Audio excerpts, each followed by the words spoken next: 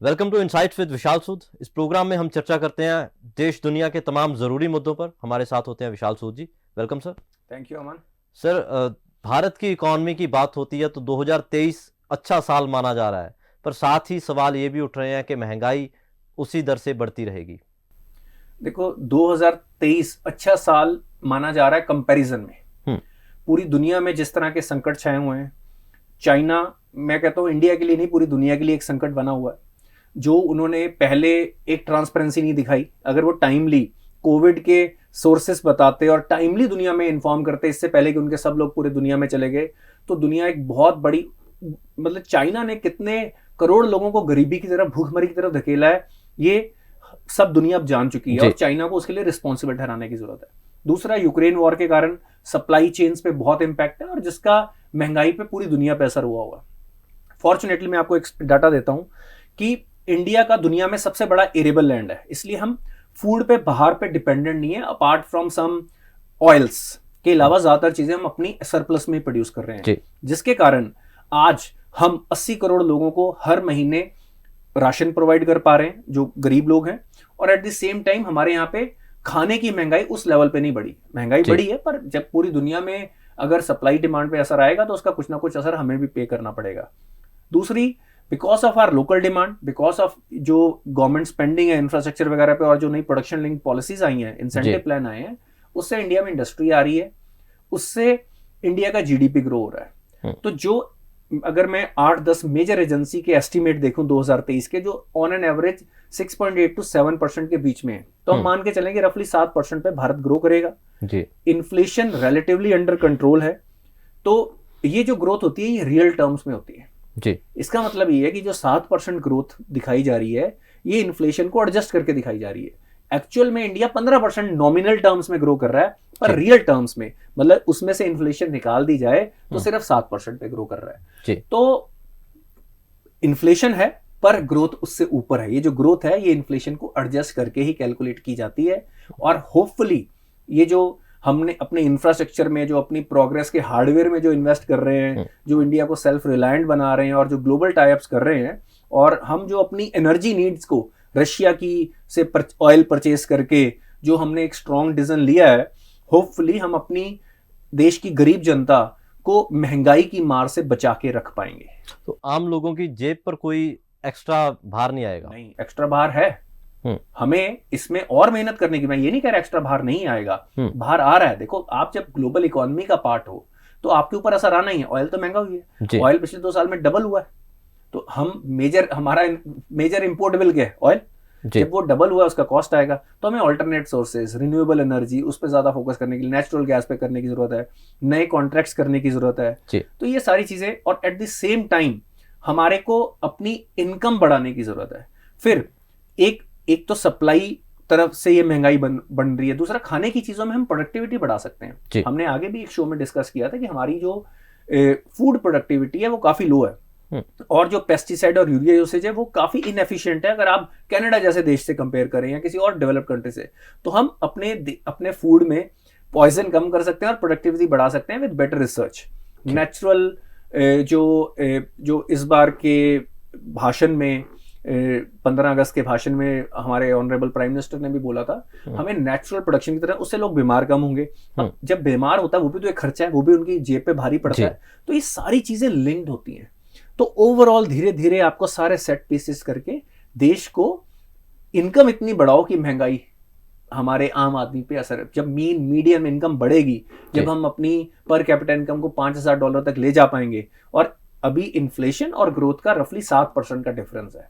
ये जो ग्रोथ है ये रियल टर्म्स में गिनी जाती है जी।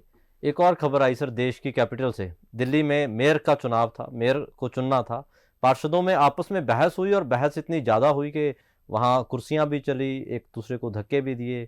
जो बहुत पहले देखने को मिलता था वो आज भी देखने को मिला। देखो, अनफॉर्चुनेटली पॉलिटिक्स बेस्ट लोगों को अट्रैक्ट नहीं करती है। कुछ अच्छे लोगों को भी अट्रैक्ट करती है जो सेक्रीफाइस, पर ज्यादातर लोग जो पावर हंगरी होते हैं, जो अपॉर्चुनिस्ट होते हैं, पावर हमेशा उन लोगों को अट्रैक्ट करेगी।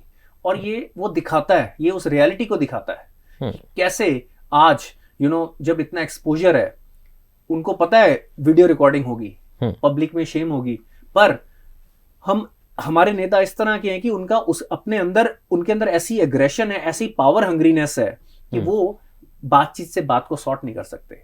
मैं ये चाहता हूं कि आज अगर सड़क पे हाथापाई होती है किसी आम आदमी की तो उसको जेल में भेजा जाता है।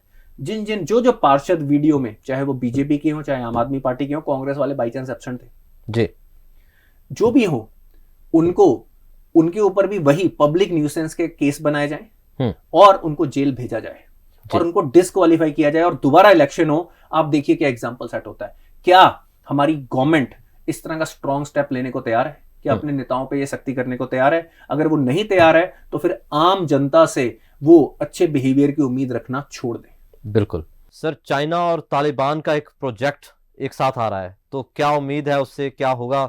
दुनिया में क्या बदलाव आएगा उस प्रोजेक्ट से? आपने जाने अनजाने में ना बड़ा एग्जैक्ट वर्ड यूज किया, चाइना और तालिबान, क्योंकि ये अफगानिस्तान की जनता के साथ टाई अप नहीं है। आज वहां पे वॉरलॉर्ड्स हैं जो पैसे के लिए चाइना के हाथों बिक रखे हैं और वो अपने नेचुरल रिसोर्सेज बहुत ही कम रेट पे चाइना को हैंड ओवर करते जा रहे हैं और चाइना का हमेशा से यही प्लान रहा है। देखिए आज जैसे रेयर अर्थ एलिमेंट्स हैं उसमें अफगानिस्तान रिच है। कुछ एस्टिमेट कहते हैं $1 ट्रिलियन वहां पे एक कॉपर माइंस वो दिए जा रहे हैं, ऑयल फील्ड्स दिए जा रहे हैं। अब बेसिकली 1 ट्रिलियन का जो एस्टिमेट है वो बहुत ही कंजर्वेटिव एस्टिमेट है। एक एस्टिमेट ये कहता है कि वहां पे $2.1 ट्रिलियन के नेचुरल रिसोर्सेज है। अब अनफॉर्चुनेट पार्ट ये होगा कि China, communist party of China, मैं इसको चाइना के लोग भी नहीं बोलूंगा, communist party of China and Xi Jinping उन सारे नेचुरल रिसोर्सेज को एक्सप्लॉइट करेंगे अपने बेनिफिट के लिए, अपनी पार्टी को स्ट्रॉन्ग करने के लिए, अपनी डोमिनेंस बढ़ाने के लिए, और अफगानिस्तान के लोगों को कुछ फायदा नहीं होगा। कुछ करप्ट तालिबान लीडर उसमें से पैसा खाएंगे। पर मैं आपको एक बात बता दूं, ये सारे टाइप्स ये पहले से करते आ रहे हैं। आज इस तरह के निफेरियस इरादे जो चाइना के रहे हैं कभी भी प्रैक्टिकली इंप्लीमेंट नहीं हुए। ये अनाउंसमेंट्स होती रहती हैं। वहां पे अफगानिस्तान के अंदर इस वक्त 4 मेजर फैक्शंस हैं अपार्ट फ्रॉम तालिबान, जो अफगानिस्तान को कंट्रोल करना चाह रही है। उसमें नॉर्दर्न अलायंस भी है, तहरीक तालिबान पाकिस्तान वाले भी हैं, तो कुछ और भी एलिमेंट्स हैं जो पूरे वहां पे कंट्रोल करना चाह रहे हैं। और किसी का भी ग्राउंड लेवल पे चाइना के लोग अपने इंजीनियर्स को नहीं बचा पा रहे। तालिबान के रूल के बाद कई चाइनीज इंजीनियर्स को वहां पे गोली मार दी गई क्योंकि लोकल नेता, लोकल वॉरलॉर्ड ये समझ रहे हैं कि हमें एक्सप्लॉइट करने आए हुए हैं जी। तो ये डिसीजन तो होते रहते हैं और इस डिसीजन में यह कि पहले 3 साल तक एक्सप्लोरेशन होगी, इन्वेस्टमेंट होगी, इंफ्रास्ट्रक्चर बनेगा। पर मेरे को डाउट है कि जो काम रशिया, अमेरिका नहीं कर पाए चाइना कर पाएगा। तो इंडिया को अफगानिस्तान के लोग अपना एक दोस्त नेशन समझते हैं जी। इंडिया ने वहां पे हमेशा ह्यूमैनिटेरियन हेल्प प्रोवाइड की है, हर टाइम पे उनके काम मदद की है। तो मेरे को ये लगता है कि कोई बड़ी बात नहीं है कि 2-3 हफ्ते में या 2-3 महीने में तालिबान गवर्नमेंट को ओवरथ्रो कर दिया जाए। और जब तक आप अफगानिस्तान का हित नहीं सोचोगे, अफगानिस्तान के लोगों को साथ में लेके नहीं चलोगे, तब तक आप उनके नेचुरल रिसोर्सेज को एक्सप्लॉइट नहीं कर पाओगे। तो चाइना प्लान तो बनाता है और बड़े देशों में इन्होंने किया है। जहां जहां पे भी ट्रबल है, चाइना का हमेशा एक मेथोडोलॉजी रही है, उनकी एक पॉलिसी रही है to fish in troubled waters. जहां पे पॉलिटिकल टर्मोइल है, जहां पे चीजें वो सस्ते में खरीद सकते हैं, उस देश के लोगों का नुकसान करके अपना बेनिफिट कर सकते हैं, उन्होंने वहां पे इन्वेस्टमेंट की है। पर फॉर्चुनेटली कहीं पे भी वो अपने लिए बेनिफिट नहीं ले पाए, बिल्कुल कहीं पे भी उनको रिटर्न्स नहीं मिले। At the end of the day वो सब्सिडी बेस्ड अपने ही लोगों को एक्सप्लॉइट करके, जो गांव से लोगों को उठाया, बड़ी बड़ी फैक्ट्रियों में, बड़े रूम में कई 100 लोग बिठा दिए, उनको एक्सप्लॉइट किया और सस्ता सामान बना के वो बेच पाए हैं। इसके अलावा उन्होंने कोई मेजर अचीवमेंट नहीं की। सर, रशिया यूक्रेन की वॉर रुकने का नाम नहीं ले रही, पर सीज फायर अनाउंस हुआ है, तो क्या उम्मीद की जा सकती है कि इससे वॉर रुकने की उम्मीद की जाए? देखो, सीज फायर और मैं वॉर रुकने की उम्मीद तो रखता हूं क्योंकि कुछ ग्लोबल चेंजेस हुए, जियोपॉलिटिकल चेंजेस हुए, मैं उस पर बाद में आऊंगा। जो सीज फायर हुआ है वो रशिया की तरफ से यूनिलेटरली डिसाइड हुआ है जी। अब रशिया ने बहुत सोच समझ के ये सीज फायर दिया है। हालांकि उन्होंने बोला तो ये है कि भाई ये सीज फायर है, इसमें विंडो है, जो सिविलियंस हैं वो वॉर जोन से निकल जाएं। और इस तरह के सीज फायर अनाउंस होते हैं, ये यूएन के अंदर पॉलिसी है ड्यूरिंग वॉर कि आपको सिविलियंस को निकलने का टाइम और मौका देना है। हालांकि ऑन ग्राउंड जैसा कि काफी हद तक एक्सपेक्टेड ही था, फिर भी आर्टिलरी फायर की आवाजें सुनाई दे रही हैं वहां पे। अब इसके दूसरा रीजन जिसके कारण रशिया ने ये जो सीज फायर अनाउंस की है, एक आप I don't know if you are aware, हम जनरली क्रिसमस 25 दिसंबर को मनाते हैं, पर जो ऑर्थोडॉक्स ईस्टर्न क्रिसमस होता है वो 7 जनवरी को है जी। तो वहां पे काफी लोग जो ऑर्थोडॉक्स ईस्टर्न क्रिश्चियंस हैं वो इस दिन अपनी क्रिसमस मनाते हैं। तो जी। लोकल पॉपुलेशन जहां पे कॉन्फ्लिक्ट चल रहा है उनकी जो फीलिंग्स हैं, उनके जो रिलीजियस सेंटिमेंट्स हैं, उसको ध्यान में रख के रशिया ने ये सीज फायर दिया है। But at the same time USA ने टिपिकली इसको बड़े ही सिनिकल तरीके से देखा है। उनका ये मानना है कि रशिया अपनी ट्रूप्स को, पावर्स को रीलाइन करेगा और उसके बाद ज्यादा फोर्स के साथ अटैक करेगा। तो बट दूसरी बात आपने बोली थी क्या वॉर रुकेगी? ये सीजफायर 36 घंटे का इसका टाइम फ्रेम था। जी। अब इसके बाद वॉर दोबारा रिज्यूम होगी। पर मेरे को ये लगता है कि पिछले कुछ दिनों से, स्पेशली जब से इंडिया ने G20 की प्रेसिडेंसी संभाली है, और G20 दुनिया का सबसे पावरफुल ग्रुप है outside the UN, because 80% of the world economies, top economies are there. जी। तो मतलब 80% of the world GDP is part of G20 countries. तो रशिया और यूक्रेन, ज़ेलेंस्की की भी नरेंद्र मोदी जी से बात हुई है, these two countries know that ultimately war will slow them down in the long run। वो उनके दुश्मनों को स्ट्रॉन्ग करेगी and they trust India to be fair and be genuine about कि भाई हमने ये इस लड़ाई को, कॉन्फ्लिक्ट को रोकना है जिसमें इतनी जान और माल की हानि हो रही है। यूक्रेन तो बल्कि बुरी तरह से बर्बाद हो रखा है, अब उसको कई दशक लगेंगे वापस उभरने में, उनका इंफ्रास्ट्रक्चर टूट चुका है।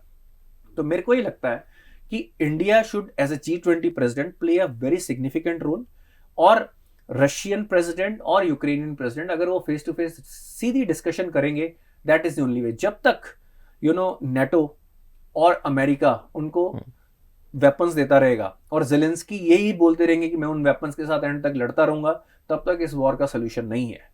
जी, बहुत बहुत शुक्रिया सर। इसी तरह की मीनिंगफुल डिस्कशंस के लिए देखते रहिए insights with Vishal Sood on Punjab today.